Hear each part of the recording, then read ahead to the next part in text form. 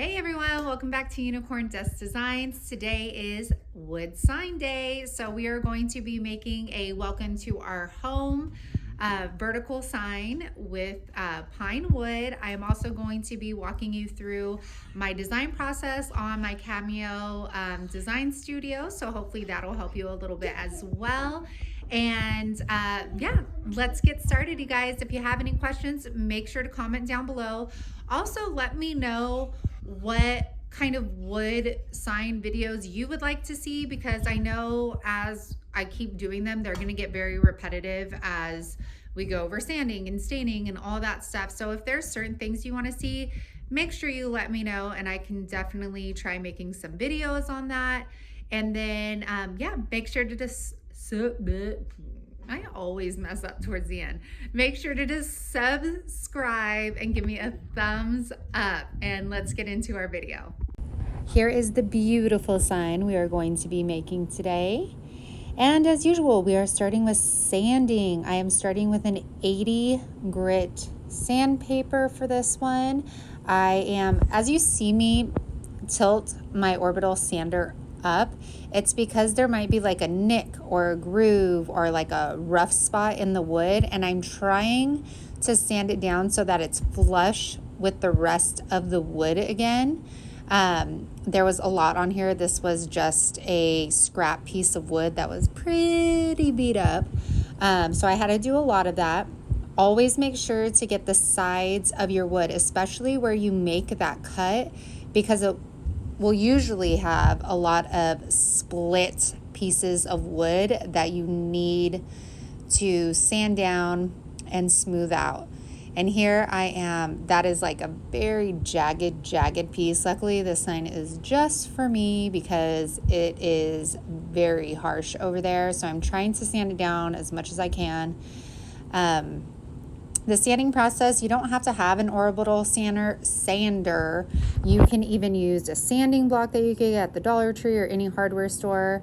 There I just switched my sandpaper so that I can smooth out my piece of wood, and I keep on touching it just to make sure it's not rough anymore. It will feel like buttery smooth, you guys, once you smooth that out. I am going to clean up my workspace, clean all of the dust off of my piece of wood, and then we are going to get into sanding. I am using flagstone, and I feel like nobody ever uses this color, and it is seriously beautiful. I love it. And look at that wood grain already peeking out. I love it. If I could do signs that were majority like the stain and then just paint on top of it, that would make me so happy, because the wood grain is where it is at. When I go looking for wood, I totally pay attention to the wood grain, and sometimes that gets me in trouble because I'll buy pieces just because the wood grain looks so cool, but then I realize later when I get it home, like, oh, that has too many knots, that has a dent, oh, it's uneven. So yeah. When you guys are going to buy pieces of wood, keep in mind, if you don't have a saw, Home Depot, Menards, wherever you are, they will cut down pieces for you if you're someone starting out.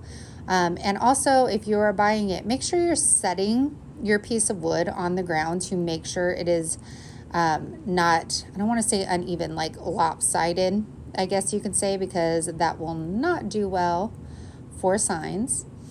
And I showed you that piece because the stain was bleeding over to the side. So make sure whenever you are staining that top and that bottom that you check the sides of your piece of wood, just to make sure you do not have any drips from that previous layer. Today we're going to change it up a little bit, and I am going to show you how I create my designs on my Silhouette Studio Designer Edition. You do not need the Designer Edition to do any of this, though. I just recently upgraded, like right before Father's Day. Other than that, I've had the regular basic edition for as long as I had my Cameo. So you do not need that. And yeah, we'll go ahead and get started. I am holding my phone, so I'm sorry if it's shaky, but putting it on my camera stand isn't giving you a close enough view.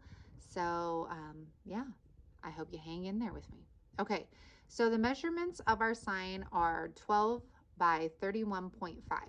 Keep in mind, whenever you get a piece of wood, if it's 1 by 12, 1 by 10, it is not actually that size. It is a 1 by 12 is actually a 1 by 11.25 usually, but they can vary. So please make sure you measure your piece of wood first. So I'm going to come over here, and because our height is going to be longer than a 12 by 12 mat or a 12 by 24 mat, we need to remove the cutting mat to none. And oh, sorry you guys, it already did that for me because I was playing it around. But as you can see, my width is 11.25 and my height is 31.5. Okay. And then if you see right here, show cut border, anywhere that is red, it is going to cut. So this is showing that this is 31.5 right here. So our cut border is actually on top of that. So if you want exactly 31.5, make sure you make it just a tad bit longer on your height, which that's not really a big issue for me, so I'm not going to change it. So now that we have our image, exactly the height and the width of our wood sign, we are going to go ahead and we are going to create our wording. So I'm just going to take this. I'm using all lowercase for this sign, and I'm doing, sorry if you guys can hear, I'm in a basement and my kids' rooms are on top of me. I am changing my wording to black. I always do this. It helps my image stand out for me. I don't usually play around with colors or anything like that. And then I'm coming up here and I want to center it. And then we'll move it over here just to, that's where we're going to want it. All right, now we're going to change our fonts. Fonty font. I'm going to come over here. I get all of my fonts from dafont.com. I've never downloaded fonts from like Etsy or anything like that. Just make sure you're downloading free fonts from Dafont if you are ever selling your signs. We are going to use this little one. It is called Willona Script. Okay, so let me get this up. Now, most of the time, since I've upgraded to Business Edition, I could come over here to glyphs and add little tails and stuff, but you do not need that. You can look up your design like on Pinterest or something, or even on Dafont. If you click on the actual font, it will show you like if the wording has tails or little hearts on it or whatever it may be. And usually you would just have to press, you know, something like this to get the tail to show up. But since I have the designer edition now, I can simply double click. Hello. I'm going to go over to the glyphs and I'm going to go down. So it is a little nicer because you can actually see what each of the fonts have instead of like going back and forth. So this one has these little baby hearts, and I believe actually I have to, let's move that over. Delete the W and then come over here and add it. And see how it added the little tail? And we're going to do the same thing for the E. We'll delete that E or not. Okay, so let's delete that E, and then we're going to come over here, and as you can see, then it goes into the lowercase on the right side of the letter. See how these all show the left, and then these are the right. So there we go, and then added it for me. Now bear with me, you guys, because I'm going to try and change this. So now I'm going to click on it. I am going to click back onto my text. And I do not like how far apart the wording is, because let's play around with it here. Okay, So see if we put it on our sign. I obviously want those hearts in here, so let's, and remember, whatever you're seeing on this, and I wanted the little tails to be cut off so it looks like it's coming off of the wood sign. But look at, I don't know, I don't like how far of a gap that has. It looks awkward to me. So I'm going to click on that. I'm going to come over to my right and see where it says line spacing. I'm going to move that down and you will see it. See how it's going up closer? That's exactly what I want. So there we go. Now it's closer. It looks better to me. I'm also going to click on this, right click, and I'm going to weld it. And I'm welding it because if you don't, then all of your cursive letters will not be connected when you go to print it. All right, and then sometimes when you weld too though, it separates your letters. So I'm going to cover all of my letters and go up here and group them back together. And then because I want to make sure it's centered, I'm going to go to Object, Align, Align Center. Okay, so now we need our home, of course. So let's go over here. I want that in caps. O-M-E.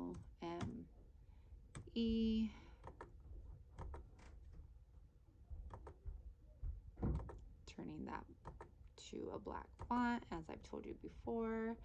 You guys, if you're bearing with me, you guys could skip ahead, of course, to the painting and all that stuff. Now I'm going to come over here up to the top and I want to center my letters. So see how they kind of shifted to the right. And now I want to change my font, which I think I want, it's over here somewhere. Yes, there we go. This is Bookman Old Style. I don't know if I got this from DeFont or if it's just on the program. So we are going to spread these babies out. I mean, we want them to be big on the sign, right? You want to be able to see it. Ooh, okay, not that big. Okay, so there we go. Now I'm going to add a little something because I'm extra. So hang in there with me and I'm going to show you. We are going to take this O out and we are going to add a little wreath. So I'm going to click on my image. I'm going to then ungroup my image. So see how all of them have little separate boxes? That means they are no longer connected. I'm going to click my O and I'm going to delete it. Then I'm going to come over here to my file. Let me see, sorry, I'm trying to open. I'm going to go to my, I put it under clip art.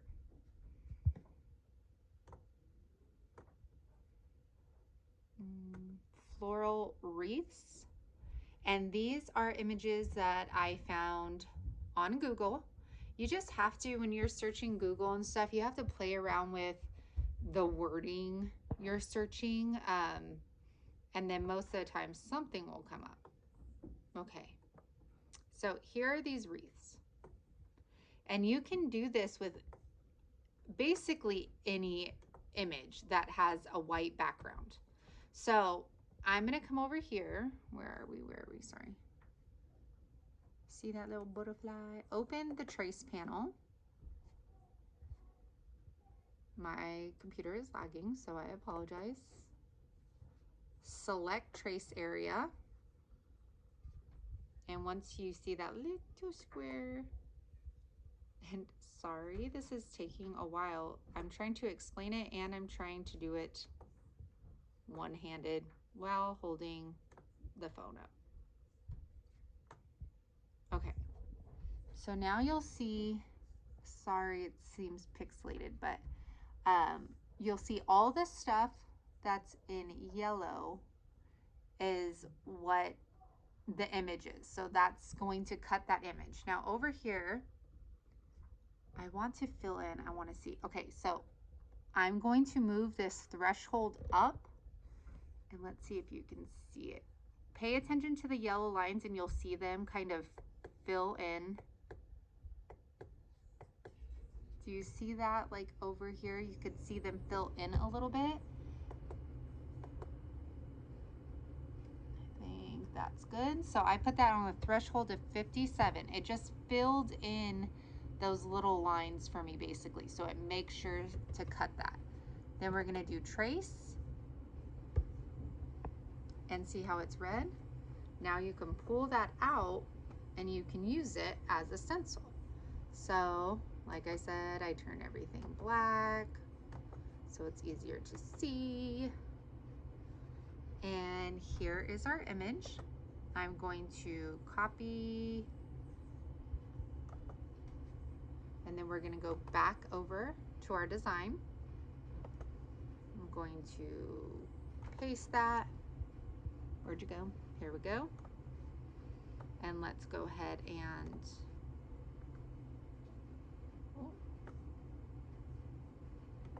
let's put that right there. Okay, let's adjust our size so it kind of makes sense and goes with our, is that good? I think that's pretty good, right? Look at how cute that looks. Okay, so now I always double check before, and I'm gonna go ahead and just group these back together by going to group, and then I'm gonna go align and center, because however this cuts onto my vinyl, that is gonna be my exact stencil. I don't wanna have to do any cutting on like the sides or anything. I just wanna be able to lay it down and kind of do my thing. Okay, so look at how cute that is. And then you're gonna go over to send, of course. So I have the Cameo 4, so it does have the auto blade, which I never use. I cannot stand the auto blade. To each their own though, because I know it works for some people, but it just has never worked for me. So I use the ratchet blade. And you guys, the settings on everybody's Cameo like is gonna be different for everyone. When I switched over from my 2 to this one, I swear I like, well actually I did close this up and go back to my Cameo 2 because it was so difficult trying to find the sweet spot on this. So my blade is at 4, my force is gonna be at 8. That is how basically deep it's gonna go down into your vinyl, and speed is how fast or slow your blade is going. So we are gonna do 8, and I am doing 8 because these are a little bit more intricate right here. And then you are just going to send, and that is our design, you guys. And oh, a little tip. I usually always, when I'm dealing with cursive, go and blow up my sign, and I do that because I want to make sure my cursive letters are connected. So if you do not weld, majority of the time you'll see little slash marks in between your letters, and it will cut slash marks because it's not fully connected. So as you can see right here, all of them are connected and they're smooth, so it'll be one word, which we want. Okay, so let's get to the rest. All right, now we are going to be cutting our piece of vinyl. I'm using 651 vinyl for my stencil. I'm using a circuit mat. It seriously doesn't matter what mat you use. We're gonna go ahead and let it do its thing. And now I'm weeding, and I'm weeding, and I'm gonna continue weeding, and it's a long process. That's why I have a rock star. What do you guys prefer? Energy drinks, or is coffee your poison of choice? Okay, putting that on, you guys, whatever could go wrong with this sign went wrong with this sign. Like, I cut it, it didn't come out the right size. I don't know why. Like, I wanted the little tails to look like they were going off of the board. That didn't happen. My contact paper was like sticky. Like, it felt like I had left my contact paper in the sun forever, and like it was just bad. So I had to go so slowly. I had to push down all of it was just, oh, it was bad. And now, like my other signs, I am using my roller linen rust-oleum chalk paint, and I am doing even coats up and down. And I taped off my sides because I'm messy. Okay. And this is our second coat. I'm kind of whizzing through this because these are parts that I have shown you in past videos. And now we are weeding our vinyl. So, you know, I've heard about weeding vinyl and going against the grain when you're pulling it. I've tried going against and with and every other way, and no matter what, I feel like it's the piece of wood that you have. Sometimes it will just tear pieces of the wood out if your piece of wood is soft. So if you have any more questions about that, comment down below. I know that might sound weird if you're not used to doing signs yet, but sometimes you can pull up like little pieces, like splinters of wood, and yeah, it doesn't matter. Okay, and then I get a paintbrush, a synthetic one, and kind of dust it off to make sure that I don't have any loose pieces. And since this is going to be in my home, I am just spraying it with a clear coat matte from Rust-Oleum. And here's our end product. Look at how beautiful that flagstone stain is, you guys. So as I mentioned in the beginning of the video, if you have questions, if there's signs you want to see me make, please comment down below so that I can ensure that I put that on my agenda and that I can create that content for you. So thank you for watching, you guys, and I hope you have a great week.